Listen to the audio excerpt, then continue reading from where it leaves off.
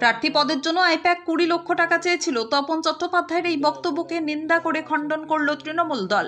কাটোয়া দলীয় কার্যালয়ে শুক্রবার সাংবাদিক বৈঠক করে পূর্ব বর্ধমানের জেলা সভাপতি রবীন্দ্রনাথ চট্টোপাধ্যায় বলেন, যেসব বিধায়ক নমিনেশন পাননি তারা আবেগবশত বিভিন্ন ধরনের কথাবার্তা বলছে, এটা দলের পক্ষে ক্ষতিকারক। পূর্বস্থলী উত্তরের বিধায়ক তপন চট্টোপাধ্যায় বলেছেন, আইপ্যাকের এক সদস্য তার কাছে 20 লক্ষ টাকা চেয়েছিল, সেটা দিতে পারেনি বলে তাকে নমিনেশন দেওয়া হয়নি। এর আগে যখন নমিনেশন পেয়েছিলেন তখন টাকা দিয়ে তিনি কি পেয়েছিলেন, তাই আইপ্যাক নিয়ে প্রশ্ন তোলা অবান্তর। দল এটার নিন্দা করছে। রবীন্দ্রনাথ বাবু আরও বলেন, তিনি দলের অনুগত কর্মী, তিনি যেন দলের মর্যাদা রাখেন। সৈয়দ আবু জাফরের রিপোর্ট, MBS নিউজ। কোথাও কোথাও কোনো বিধায়ক, যারা এখনও বিধায়ক আছেন কিন্তু নমিনেশন পাননি, তারা আবেগবশত বিভিন্ন রকমের কথাবার্তা বলছেন, যেটা দলের পক্ষে ক্ষতিকারক।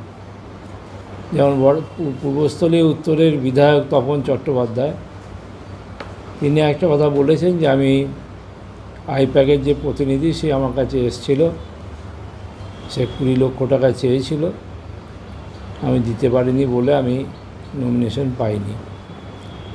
কিন্তু ঘটনা তো তা নয়। এর আগে তিনি যখন নমিনেশন পেয়েছিলেন তখন নিঃসন্দেহে তিনি টাকা দিয়ে নমিনেশন পাননি।